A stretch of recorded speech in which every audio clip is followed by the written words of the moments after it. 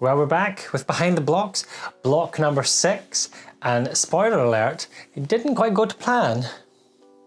So a very happy new year to you. I hope you had a lovely festive period and a good new year when it came. Happy to be back with the first block of 2024 and block number 6 in our series of Behind the Blocks. Now, as I alluded to at the start there, things did not quite go according to plan this month. I got rather excited because we were using a new half square triangle technique and made a mistake in the pattern. However, rather than wasting fabric and getting upset about it, we made the best of a bad situation. So welcome to block 6, which is now the what would you call it? Like,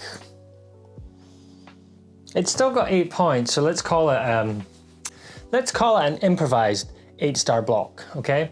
But yes, we're doing a new construction method in this block, one that we've not done before in this series. We are doing the 8 at a time half square triangles. Now this is a fabulous way of making half square triangles. So you need to make a lot of them in a short space of time. And it just takes 2 big squares that you then cut up, as you're going to see. Now there are many ways to make half square triangles. You know, you can make them 1 at a time, 2 at a time, 4 at a time, 8 at a time, and I believe there's now ways to do 16 and 32 at a time that we might explore in future videos. The reason I went with the 8 at a time over the 4 at a time is that we're making a beginner block. When you make 4 at a time half square triangles, you end up with a lot of biased edges that will stretch, and that's not great if you're just kind of wetting your feet with half square triangles. So when you do the 8 at a time half square triangles, there are still bias seams, but not as many. The edges are not biased. So it makes them slightly easier to work with. This is also now, the HSTs are starting to get smaller in this. These are 3.5-inch square unfinished. So they're starting to get smaller and there's more and more of them packing in to make up these blocks. And like I said in the last video, when you start to put all the HSTs together, you can end up with some really interesting effects, as you can see from this. So yes, full disclaimer, there is a mistake in the cutting instructions that caused this to turn out this way, but you don't need to panic. You can still use the instructions for block 6. The only wastage you're going to have is 4 3.5-inch squares in the background fabric, which I'm sure you can find a use for. So I do apologise. However, let's get straight into making this block. Because we need 8 half square triangles with fabric A and fabric B, we're going to try 8 at a time half square triangles as our construction method. It's not as scary as it sounds. It's actually dead easy. There are just a few more things to think about in the prep to do this. So you're going to start off with your squares, 8-inch squares of fabric A and fabric B, put them to one side for a second. Also 2 8-inch squares of your background fabric. You're going to need a pencil and a ruler for this. And what we're going to do is we're going to mark an X on our square. We're going to do that on both of these. So just as you would normally mark if you were making 2 at a time half square triangles, just get your ruler, line it up.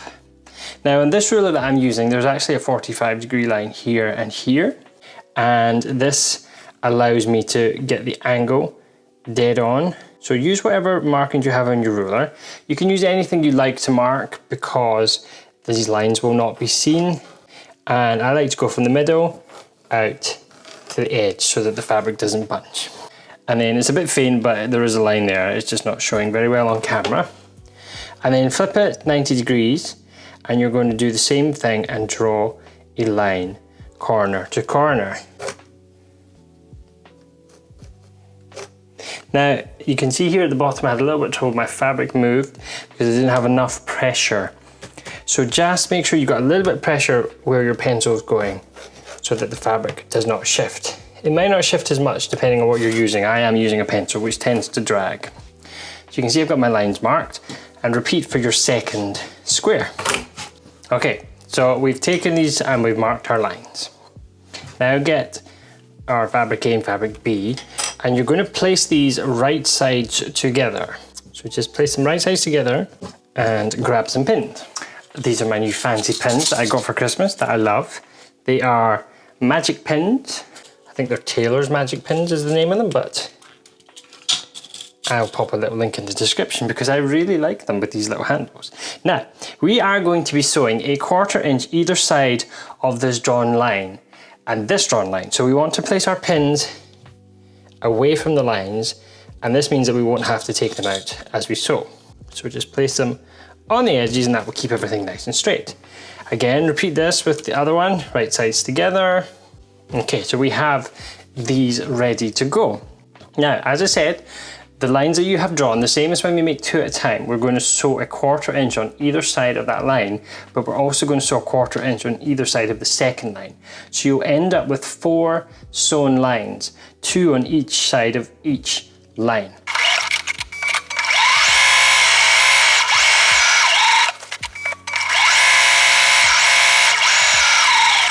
Now I am chain piecing these, so I'm sewing it through, butting the next one up, and then cutting the threads in between and getting ready to sew the next one. And we just keep repeating that until we've sewn all 4 lines. When you're sewing this as well, it's tempting to sort of adjust it and wiggle it all over the place, but the best thing to do is to let the sewing machine pull this through. So keeping your hands away and being careful where you place them will depend on how the sewing machine will feed. So my hands are way down here and I'm just letting the sewing machine feed dogs do the work.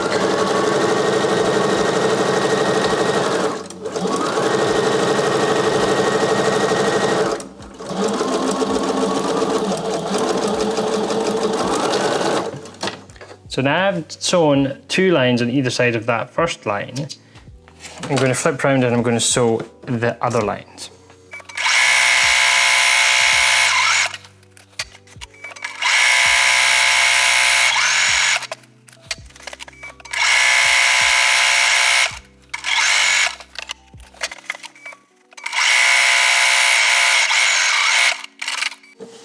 I'll just snip things apart and we're done.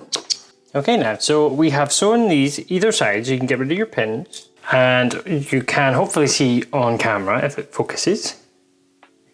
There we go, so there's my lines, and you can see how I've got lines either side of that line 1/4 inch apart.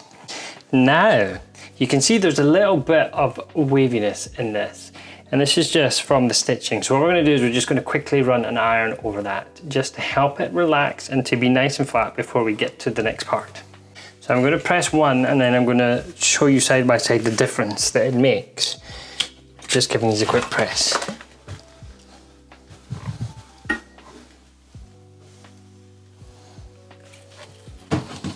Okay, so there's one that's pressed.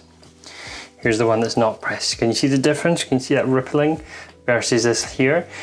If you were to cut that like that, you may not get as accurate cutting versus cutting it nice and flat. So you don't need to go mad, you're just running the iron over to flatten it. That's all you need to do. Now let's talk about cutting these. So you might be looking at this and thinking, wait Tom, if I cut this on these lines, I'm only going to get 4 half square triangles. And they're going to be awfully strange because they're going to have weird seams that are not going to open. And so you're going to end up with some kind of tackle pocket. This is where the cleverness of this method comes in. If you've got a spinning mat, it's really helpful here because you're going to be doing a bit of this. Grab yourself a ruler and a rotary cutter. You will need a ruler and a rotary cutter for this. This is not one that you can do with scissors.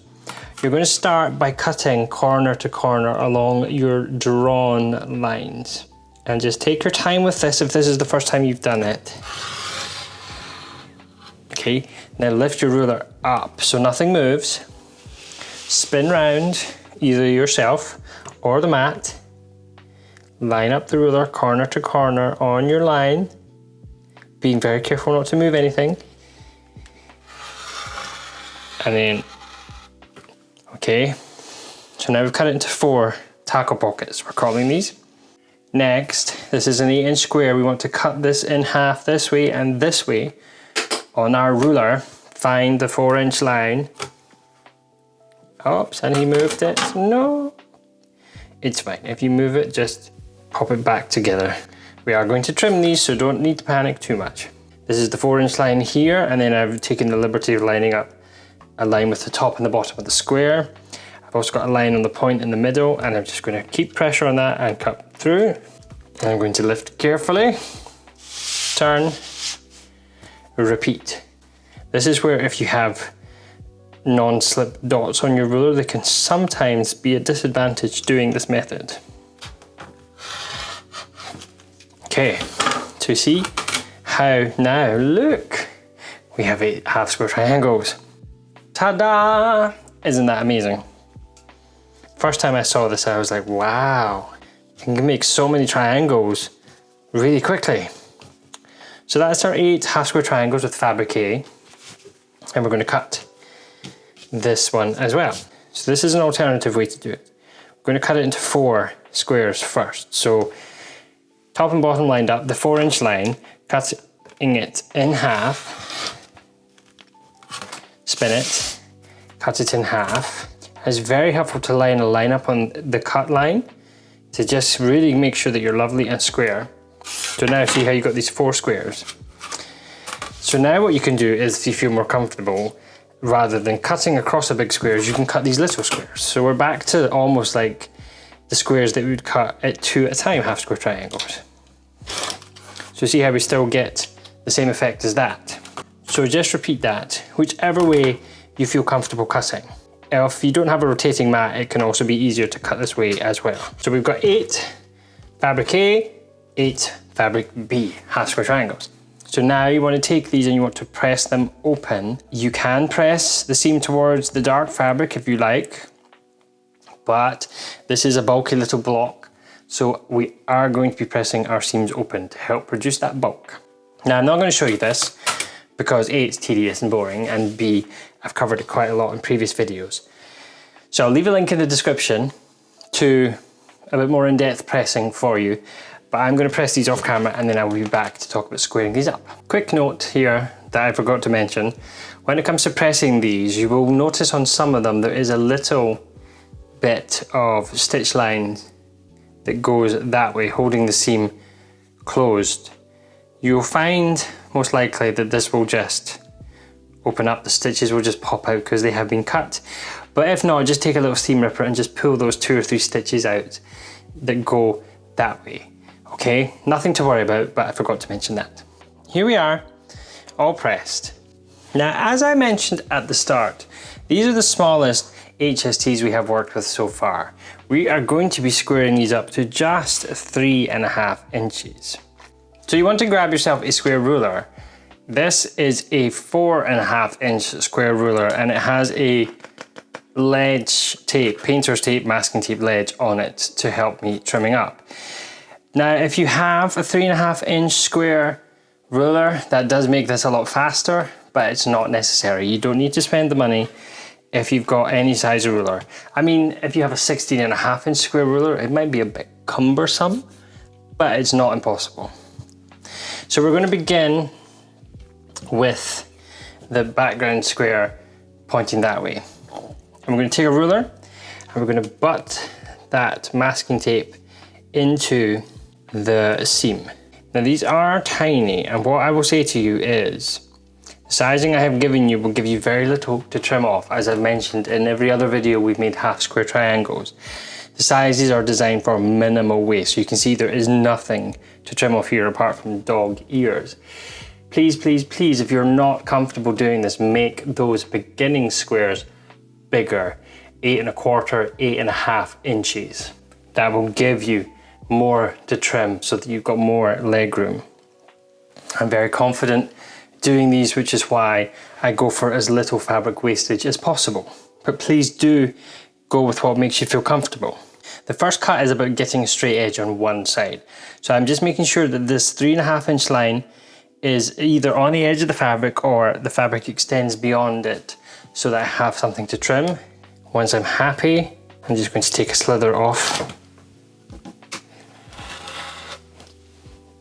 And you can see, literally, there's very little coming off this. And then I'm going to flip it round. Now that I have a straight line here, and I know and trust that that edge is straight, I'm going to place this ruler on it, lining up the 3.5 inches on the bottom, on the side and the bottom, 45-degree line or masking tape line along the seam, and then we're going to trim this way and then trim this way.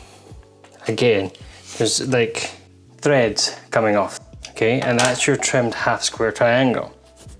Now you will notice that it feels, you can see that because the ruler is bigger than what I'm trimming, I am struggling to hold on to it because it's the same size as the edges. So there's not really much. I'm using my nail just to hold it as I adjust the ruler. Just be careful not to stretch the edge if you do use your nail to hold it in place. This is just how you work with these smaller triangles. I promise you it's not difficult. It will feel very odd if you've never worked with HSTs this small before. But it's not impossible, and you know, you've got 15 more to practice with. And by all means, you know, if you've got some scrap fabric lying around, cut yourself some squares, make some of these as a practice, because you can always use them in another project or on the back of your quilt in a backing. So I am going to trim these all up to size, and then we're going to get them all laid out and we're going to start constructing. And one other quick little tip I will say is when I am trimming the top, I do have a habit of cutting the corners off my rulers. So instead of going from the corner along, I like to drag backwards towards the corner, and it just saves the corner of my square. I can't tell you the number of square rulers that are missing the corner point that I own. Okay, so I'll be back once I finish trimming these all up. Okay, everything's trimmed up and sized. I have my nice little pile here. That literally took me about 6 minutes to do, and this is the waste that it produced. So not much at all. So now let's get rid of all this. We have our trimmed HSTs, and these are 3.5-inch squares in the background. I have a trusted diagram off screen so that I don't muck this up. So you're going to take your HSTs and you're going to start placing them like, see, I've already mucked it up. You're going to start placing them like so. Do you see how it makes this shape? There's a name for that. It's like a parallelogram or something. And now take that color and do the same. And that makes up a quadrant of the star. Pop this on the sides and the corners. So full disclosure and a dramatic twist here, I mucked up. I was supposed to make 4 half square triangles with fabric A and the background, 4 half square triangles with fabric B and the background, and then 4 half square triangles with fabric A and fabric B. However, I didn't do that. Oopsie daisy. Not to worry though, I have come up with a way to salvage this. So this is not the original block that we're making. I'm doing this because it would mean wasting fabric, and I don't want to waste fabric. The only wastage here is going to be 4 3.5-inch background squares, and I'm sure that you'll forgive me this little slip up. So you'll have 4 3.5-inch background squares that you're not going to need. So let's put this out row by row. So this is how it's going to look. So this is the top row, and then we take the second row and we place like so. Okay, it's quite nice. Third row. No, third row. This way. Excuse me, there we are. I'll get there eventually, don't worry. There we go. And then stick these on the bottom. Does that work? Yes, I think, no. Let's put this back to how it originally was. Oh, wait. Let me just recheck. This goes here, this goes here, like so. There we are, that's it, okay? So actually, we had a whoopsie daisy moment. I mucked up, but actually, this is nicer than what I actually was starting out with, which was an 8-pointed star. And so instead of this being fabric and background, this would have been the blue here, and it would have made those points there. C'est la vie, what are you gonna do?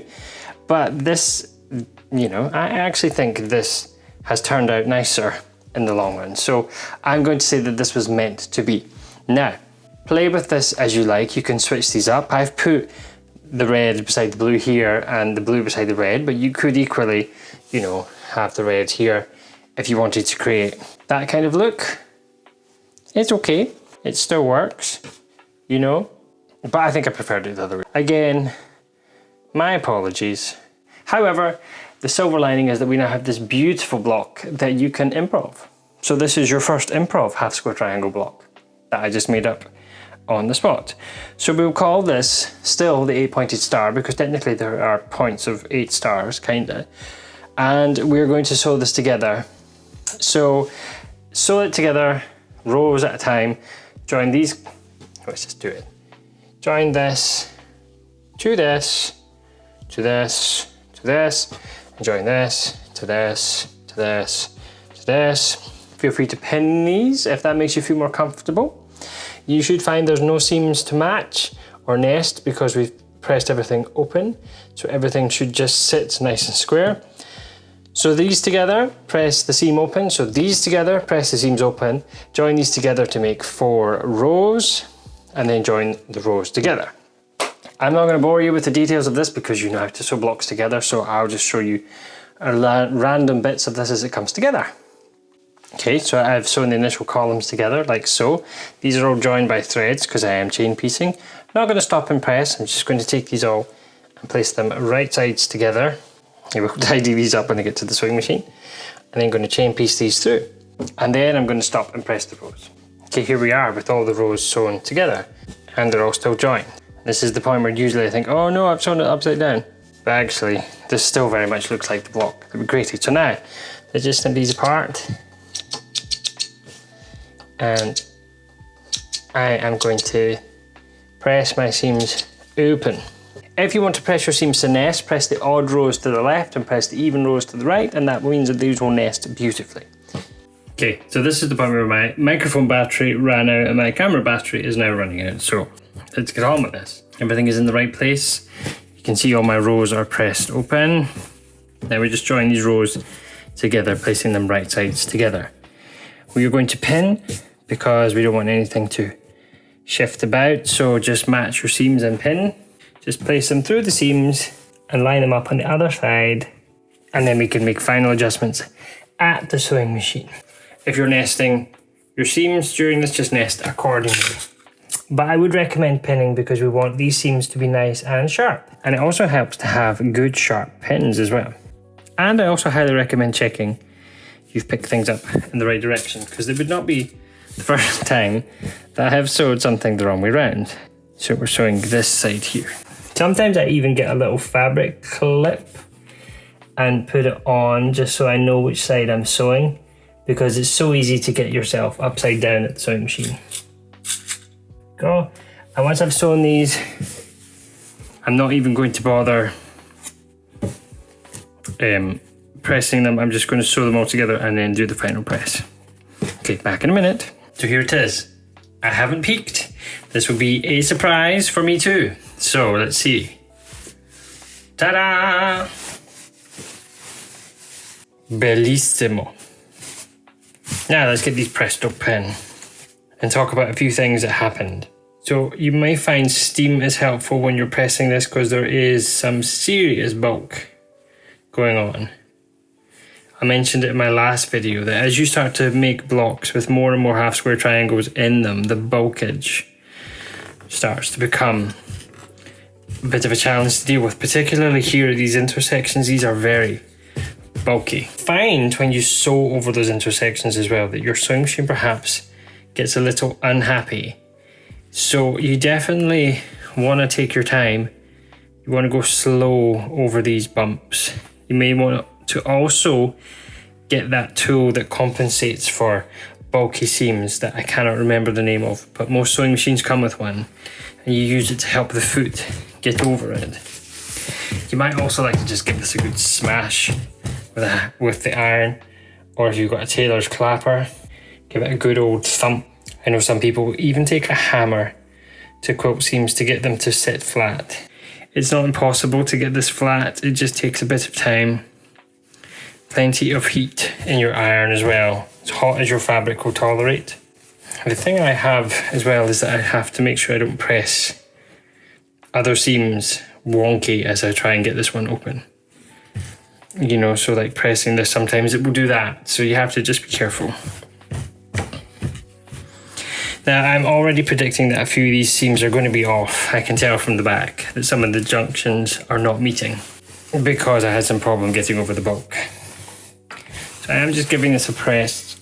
I am pushing fairly hard with my iron to help this, but I'm being careful not to stretch the bias. So let me just point out a few things that I'm not happy with in this block. First of all, you can see here, this does not match, whereas it does here.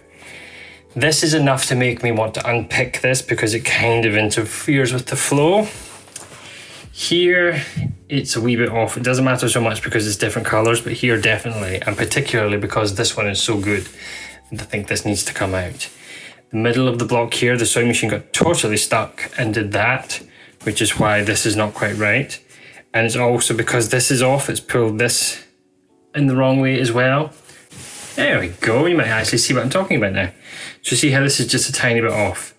This is the same but off, so it means that it's pulled it this way, and so therefore it's thrown that seam out. But here it's fine, so the problem has been here. Again, down here, that's not worth unpicking. This is fine, this is fine, this is fine, this is really good, and these are really good as well. So just to recap, I'm going to unpick here and here. Well, actually I'm going to unpick this row and really give that a good squash with the iron before I press it. Before I sew it, excuse me. And then I'm going to fix this and this. Now, I have said before, I'm not one of these people that's terribly fussed if it's perfect. You know, good is better than done. But in an instance like this where this is really noticeable, at least to me, this is really noticeable, and I think it needs to be fixed. I mean, admittedly, by the time you've taken your 1/4 inch seam off, it's going to cut like this, so it's not probably going to make that much of a difference. You're not going to really see this gap. However, just for, you know, my own peace of mind, I'm going to fix this and this. Not going to show you that on camera because it's about making the block, but I just wanted to be, you know, upfront about these things because, as we've discovered in the course of this video, mistakes do happen. And, you know, even to the most experienced quilters, things go wrong sometimes. And it's just about recognizing it and deciding, is it worth unpicking or is it fine? You know, this is fine. If it was only this, I would not be doing anything, but because that is quite off, I'm choosing to pick it. Because this is just a little bit off and it is the center of the block, this does make a difference because this affects the block, and eyes are naturally drawn to the center, and you see this and you think, somebody didn't pin. So I'm going to fix those things just for myself. However, if you don't have a problem, if you have a few wonky bits and you're quite happy, then embrace the wonky bits and be happy. So there is our 8-pointed star with a question mark that turned out completely differently to how we first set off, but we had a little adventure along the way and we got to make up a block on the spot. And we learned how to make half square triangles 8 at a time. So I really do thank you for bearing with me on this one. That was a lot of fun for me and I hope you enjoyed it. So there you have it, our first attempt at 8 at a time half square triangles, and my little whoopsie daisy moment that I realised only after I started laying the block out. I mean, how stupid. Anyway, I still like how this has turned out.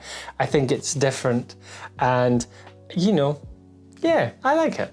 You gotta make the best of what you've got because sometimes things do go wrong. Sometimes mistakes do happen when it comes to making quilt blocks.